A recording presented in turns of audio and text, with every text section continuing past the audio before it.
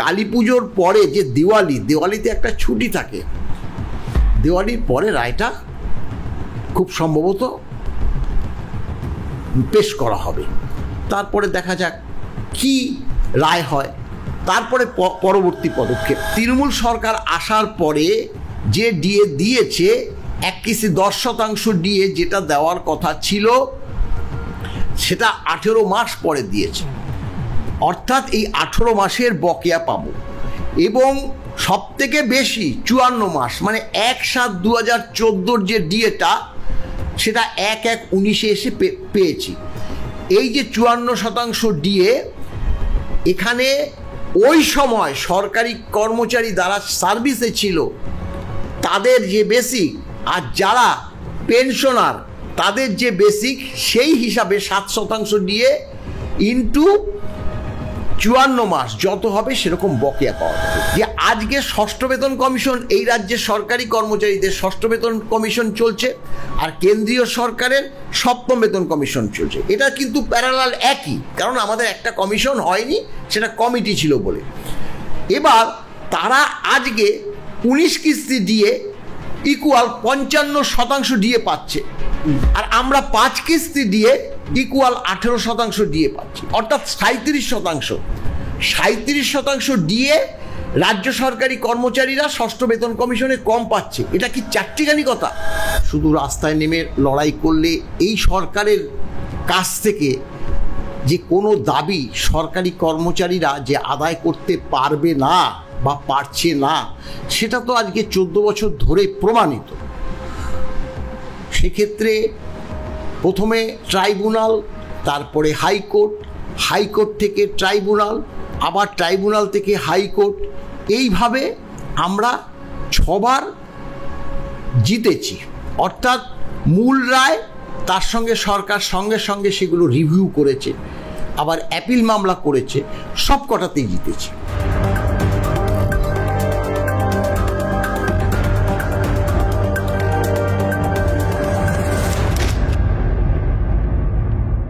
Supreme কোর্টে DA মামলা শুনানি পর্ব ইতিমধ্যেই শেষ। বলছি স্যার, এখন রায়দানের পালা, আপনারা কতটা আশাবাদী? হ্যাঁ, সুপ্রিম কোর্টে শুনানি শেষ হলো গত 8 তারিখে, 8ই সেপ্টেম্বর। আমরা ডিএ মামলাটা 2016 সালে এই নভেম্বর থেকে আবার ঠিক 25 সালের সেপ্টেম্বর মাস পর্যন্ত প্রায় 10 বছর ধরে এই ডিএ মামলার লড়াই করেছি। আইনি লড়াই, এটাও একটা লড়াইয়ের পর্যায়ে আমরা মনে করি।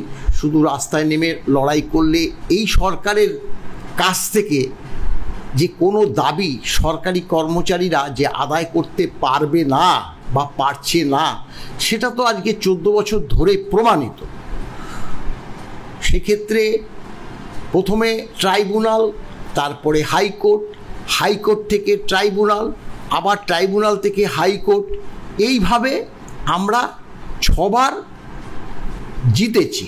অর্থাৎ মূল রায়, তার সঙ্গে সরকার সঙ্গে সঙ্গে সেগুলো রিভিউ করেছে, আবার অ্যাপিল মামলা করেছে, সব কটাতেই জিতেছি। সরকার যখন দেখল যে এই হাইকোর্ট আর ট্রাইব্যুনাল বারংবার সরকারি কর্মচারীদের পক্ষে রায় দিচ্ছে, তখন তারা হাতিয়ার করল আমাদের দেশের সর্বোচ্চ আদালত।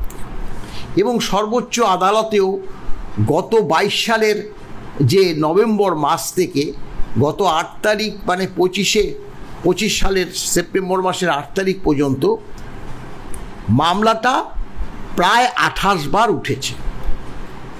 তাতে প্রথম দিকে 2টো বেঞ্চে মামলা এক প্রকার হয়নি, শুনানি হয়নি, কিন্তু মাননীয় বিচারপতি সঞ্জয় কারোলের বেঞ্চ 13টা শুনানির ক্ষেত্রে প্রায় 5টা শুনানির না হওয়ার একটা যথেষ্ট কারণ ছিল, কিন্তু বাকি যে শুনানিগুলো সম্পূর্ণ হয়েছে, যার জন্য ম্যারাথন পরবর্তীকালে 4-4টে শুনানি পরবর্তী গত 8 তারিখ মামলা শেষ হলো। এবং আমরা যে লক্ষ্য করেছি, আমরা তো প্রতিটি মামলায় তো উপস্থিত ছিলাম, তাতে তাদের যে মাননীয় দুই বিচারপতির যে পর্যবেক্ষণ, তাতে আমরা মনে করছি আমরা তো 100% নিশ্চিত নয়, তো মামলাটা রায় কর্মচারীদের পক্ষেই যাবে বলে আমরা মনে করছি। অনেকেই বলছে রায় অমুক তারিখ বেরোবে, তেমুক বেরোবে। এটা কিন্তু আমরা যেটা বলছি যে সরকার পক্ষকে যদি কিছু বলার থাকে সেটা লিখিত আকারে ডেট অফ অর্ডার, অর্থাৎ 9 তারিখে যে অর্ডারটা বেরিয়েছে সুপ্রিম কোর্ট থেকে, তাতে 2 সপ্তাহের মধ্যে লিখিত বার্তা সুপ্রিম কোর্টে পেশ করতে হবে। আর আমাদের ক্ষেত্রে তার 1 সপ্তাহ মধ্যে সেই বার্তা সুপ্রিম কোর্টে পেশ করার পর এবার এই যে মাননীয় দুই বিচারপতি এই বার্তা পাওয়ার পর সরকার যদি দিল তো দিল, না দিলে সেটা সুপ্রিম কোর্ট বুঝবে। আমরা নির্দিষ্ট সময়ের মধ্যেই আমাদের যে বার্তা সেটা কিন্তু পেশ করব। 3 সপ্তাহ চলে যাওয়ার পর, যেহেতু 9 তারিখের পরে 3 সপ্তাহ, 3 সপ্তাহ 21 আর 9 মানে 30শে সেপ্টেম্বর সেটা সম্পূর্ণ হচ্ছে। তারপরে যদি 2 সপ্তাহের মধ্যে রায় দেয় তাহলে হচ্ছে অক্টোবর 15 তারিখ 16 তারিখ, 3 সপ্তাহ হলে আরও 7 দিন প্লাস, 4 সপ্তাহ হলে আরও 7 দিন প্লাস। এখন কবে বেরোবে নির্দিষ্টভাবে সেটা কিন্তু কেউই বলতে পারবে না। আমরা যেটা পরিষ্কার হিসাব করে বলে দিচ্ছি যে 9 তারিখ থেকে 3 সপ্তাহ মানে 3 সপ্তাহ 21, 30শে সেপ্টেম্বর, যদি 7 দিনের মধ্যে দেয় তাহলে আরও 7 দিন যোগ, 15 দিনের মধ্যে দিলে আরও 7 দিন, অর্থাৎ 15 দিন যোগ, 4 সপ্তাহ পরে দিলে 1 মাস পরে। অর্থাৎ মোটামুটি আমরা লক্ষ্য করছি যে কালী পুজোর পরে যে দিওয়ালিতে একটা ছুটি থাকে, দিওয়ালির পরে রায়টা খুব সম্ভবত পেশ করা হবে। তারপরে দেখা যাক কি রায় হয়, তারপরে পরবর্তী পদক্ষেপ। স্যার, সুপ্রিম কোর্ট রায় দিলে তা রাজ্য সরকার মানতে বাধ্য, কিন্তু স্যার প্রশ্ন হচ্ছে এই যে আপনাদের যেভাবে ডিএটা দেওয়া হবে তার হিসেবটা যদি আমাদের একটু দর্শকদের বলেন, কারণ অনেকেই জানতে চাই ডিএ যে দেওয়া হবে সেটা আপনাদের পক্ষ থেকে হিসাবটা আপনারা জানাবেন, সেই হিসাবের একটু। অবশ্যই এটা খুব ভালো প্রশ্ন করেছেন, এটা অনেকেই আমাদেরকেও ফোন করে জানতে চাইছে। আমি তাদেরকে আশ্বস্ত করেছি, আমরা বহু আগে একবার দিয়েছিলাম, কিন্তু যেহেতু এবার রায়টা অপেক্ষারত অবস্থায় আছে এবং রায় প্রকাশ পাবে, কর্মচারীদের পক্ষেই রায় যাবে, তাহলে কিভাবে ডিএটা ক্যালকুলেশন হবে? সরকার তো এর আগে বলেছিল কিভাবে ডিএ দিতে হবে আমাদের জানা নেই। তা সেই পরিপ্রেক্ষিতে আমরা যখন রায় পেয়েছিলাম ট্রাইব্যুনালে, তখন বলেছিলাম যে আমাদেরকে ডাকা হোক, আমরা বলে দেব। যদি সরকার না জানতে পারে তাহলে আমরা বলে দেব কিভাবে হবে। অর্থাৎ হবে হচ্ছে এইভাবে, 5ম বেতন কমিশনের যে চেয়ারম্যান, অর্থাৎ তারা সুপারিশ করেছিল all India consumer price index অনুসারে যাতে রাজ্য সরকার ডিএটা দিয়ে দেয়, সেটার কিন্তু মান্যতা বিগত বাম সরকার দিয়েছে। সেই বার্তাটা কিন্তু রোপা 2009 লিপিবদ্ধ আছে।